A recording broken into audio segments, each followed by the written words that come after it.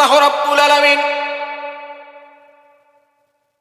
জিবরাইল আলাইহিস সালাতু ওয়াস সালামকে ডাক দিয়ে বললেন, ও জিবরাইল, আর করোনা দেরি, যাও তাড়াতাড়ি আমার নবীর সাহাবীরা আমার নবীর কাছে গল্প শুনতে চাই। নাহনু নাকুসু আলাইকাল আহসানাল কসাস। জিবরাইল রে, আমি আমার নবীর উপরে পৃথিবীর সর্বশ্রেষ্ঠ গল্পটা নাজিল করতে চাই। এই পৃথিবীর নন্দিত মুফাসসির হাফিজ ইবনে কাসির তার প্রসিদ্ধ তাফসীর গ্রন্থ তাফসীরুল কুরআনুল আযীম, আমরা যেটাকে তাফসীর ইবনে কাসির হিসাবে চিনি, এই তাফসীর ইবনে কাসিরের ভিতরে সূরা ইউসুফের শানে নজুল সম্পর্কে এই মন্তব্য এসেছে। তবে তাফসীরে কুরতুবী সহ আরো প্রসিদ্ধ কিছু তাফসীর গ্রন্থে এই সূরা ইউসুফের শানে নজুল সম্পর্কে ভিন্ন মত এসেছে। আমার কথা কি আপনারা শুনতে পান? আল্লাহ রাসূল সাল্লাল্লাহু আলাইহি ওয়াসাল্লাম যখন কোরআনের দাওয়াত দিচ্ছিলেন মক্কার আনাচে কানাচে, এই কোরআনের দাওয়াতকে বন্ধ করে দেওয়ার জন্য মক্কার কাফেরেরা তারা একটি বুদ্ধিজীবীদের টিম পাঠালো মদিনা ইহুদিদের কাছে। কোথায় বলে? মদিনা ইহুদিদের কাছে। কিভাবে কোরআন বন্ধ করে দেওয়া যায়? বুদ্ধিজীবী চিনেন আপনারা? কথা বলেন, বুদ্ধিজীবী চিনে? যারা মৎস্য ক্রয় এবং বিক্রয় করে তাদেরকে বলা হয় কি বলেন? মৎস্যজীব। তাদেরকে বলা হয় কি? মৎস্যজীব। যারা কলকারখানা বিভিন্ন ইন্ডাস্ট্রিজে যারা শ্রম দেয় তাদেরকে বলা হয় শ্রমজীবী। ডাক্তারি, শিক্ষকতা, বিভিন্ন আইনগত পেশায় যারা নিয়োজিত তাদেরকে বলা হয় পেশাজীবী। আর সরাসরি বুদ্ধি বিক্রি করে খায় যারা, সরাসরি বুদ্ধিজীবী তারা। কথা বলেন, রাত 10টা থেকে 12টা পর্যন্ত দেখা যায় হাত পা চোখ কান নাক মুখ সব ঠিক আছে, কিন্তু মাথায় চুল নাই। আঞ্চলিক ভাষায় যাদেরকে বলা হয় সাদে মাল নাই। কথা বলেন, সাদে মাল নাই কিন্তু বাম্পার লোক, অর্থাৎ মোষের বাহার আছে না নাই? কথা বলেন, আছে। এদের মাথায় সব বুদ্ধি আছে, কিন্তু কোরআন হাদিসের বুদ্ধি এদের মাথায়। এদের মাথার টাকগুলো দেখলে মনে পড়ে যায় ফেরাউনের হোম মিনিস্টার হামানের কথা। এই হামান, ওর মাথা ছিল বুদ্ধির কামান। কথা বোঝা যায়? ফেরাউনকে এমন বুদ্ধি দেওয়া দিয়েছে যে শেষ পর্যন্ত ফেরাউন লোহিত সাগরে ডুবে মরা লাগছে। বুদ্ধিজীবী হওয়া ভালো যদি বুদ্ধির ভিতরে আল্লাহর কোরআন থেকে এবং হাদিস থাকে। যেই বুদ্ধিজীবীদের মাথায় কোরআন এবং হাদিস নাই, ওই বুদ্ধি আপনারা নিবেন না, তাহলে ডুবে মরা ছাড়া কিন্তু আর কোনো রাস্তা খোলা থাকবে। কথা বোঝা যায়? মক্কার বুদ্ধিজীবীদের একটি টিম পাঠালো মদিনার ইহুদিদের কাছে, কিভাবে আল্লাহর কোরআনের দাওয়াতকে বন্ধ করে দেওয়া যায়। মক্কার কাফেররা তারা মদিনার ইহুদিদের কাছে গিয়ে বলল, আমাদেরকে বাঁচান। মদিনার ইহুদিরা বলল, তোমরা তো বেঁচেই আসো। হয় না, আমাদের ঘরের সন্তান মুহাম্মদ সাল্লাল্লাহু আলাইহি সাল্লাম তিনি নবী হয়েছে, তার হাতে আমাদের জন্ম দেওয়া সন্তানগুলো কালেমা পড়ে মুসলমান হয়ে যাচ্ছে। সুতরাং এইভাবে যদি সামনের দিন চলতে থাকে তাহলে আমাদের নেতৃত্ব কর্তৃত্ব সব মুহাম্মদ সাল্লাল্লাহু আলাইহি সাল্লাম এবং তার অনুসারীদের হাতে চলে যাবে। সুতরাং আমাদেরকে, কথা বলেন, আমাদেরকে বাঁচা। মদিনার ইহুদিরা বলল, দেখো সে যদি আল্লাহর নবী হয় তাহলে আমরা কিছুই করতে পারবো না। সুবহানাল্লাহ বলবেন না? তবে আমরা তোমাদেরকে একটা ট্যাবলেট দিয়ে দিতে পারি, তোমরা এই ট্যাবলেটটা দিয়ে পরীক্ষা করতে পারো সে প্রকৃতপক্ষে আল্লাহর নবী কিনা। কি ট্যাবলেট? বনি ইসরায়েল যে বসবাস করত ফিলিস্তিনে। কোথায় বলেন? ফিলিস্তিনে। কোন ঘটনার প্রেক্ষিতে বনি ইসরায়েলরা ফিলিস্তিন থেকে মিশরে এসে বসবাস করা শুরু করে দিল? এই ঘটনা যদি মুহাম্মদ সাল্লাল্লাহু আলাইহি সাল্লাম যদি বলে দিতে পারে তাহলে তোমরা ভেবে নিবে সে প্রকৃতপক্ষে আল্লাহর নবী।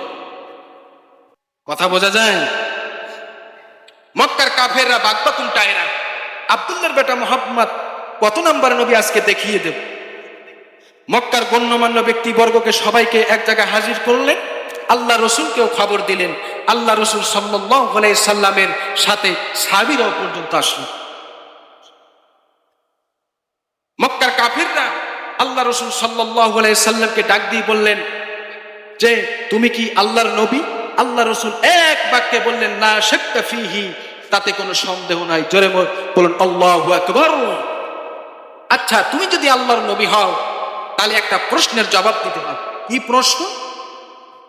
বনী ইসরাইলরা তৎকালীন সময় ফিলিস্তিনে বসবাস করত।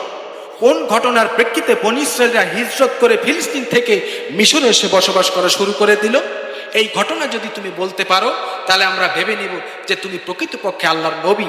আর যদি না বলতে পারো তাহলে আমরা বুঝবো তুমি আল্লাহর নবী। অনেকক্ষণ হয়ে যারা আল্লাহ রাসূল সাল্লাল্লাহু আলাইহি সাল্লাম কোনো কথা বলতেছেন না, চুপ করে রইলেন। এদিকে কাফিরদের মুখে হাসি ফুটতেছে, আর ওদিকে সাহাবীদের অন্ধকার হয়ে যাচ্ছে। কি হলো? কি ব্যাপার? আমাদের রাসূল সাল্লাল্লাহু আলাইহি সাল্লাম কথা বলে না কেন? আল্লাহ রাব্বুল আলামিন ডাক দিয়ে বললেন, জিবরাইল, ও জিবরাইল, আর করোনা দেরি, যাও তাড়াতাড়ি। মক্কার কাফেররা আমার নবীকে প্রশ্ন করে অপমানিত করতে চায়, কিন্তু আমি আল্লাহ রাব্বুল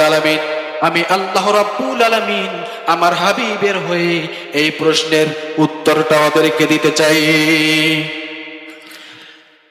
হযরত জিবরাইল আলাইহিস সালাতু ওয়াস সালাম কাল বিলম্ব করলেন না। আল্লাহ রাসূল সাল্লাল্লাহু আলাইহি ওয়াসাল্লামের কাছে সূরা ইউসুফ নিয়ে আসলেন। জান্নাতি নবী আর জান্নাতের কোরআনের কণ্ঠ দিয়া সমাবেত জনতার সামনে যখন তেলাওয়াত করা শুরু করে দিয়েছে, আল্লামা বাইহাকী আদ-দালাইল নামক গ্রন্থের ভিতরে এসেছে, মদিনার ইহুদিরা তারাও মক্কায় চলে আসলো আল্লাহর রাসূলকে পরীক্ষা করার জন্য। আল্লাহ রাসূল সাল্লাল্লাহু আলাইহি ওয়াসাল্লাম যখন সূরা ইউসুফের তেলাওয়াত জনতার সামনে যখন শুরু করে দিলেন, আল্লামা বাইহাকী আদ-দালাইল নামক গ্রন্থের ভিতরে লেগেছে, মদিনার ইহুদিরা জায়গায় দাঁড়িয়ে ধর্মের মুখে লাথি মেরে সাথে সাথে কালেমা পড়ে মুসলমান হয়ে গেল।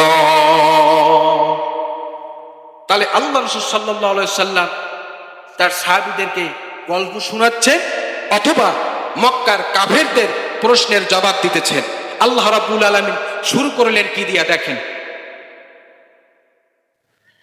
إذ قال يوسف لأبيه يا أبت إني رأيت 11 كوكبا والشمس والقمر رأيتهم لي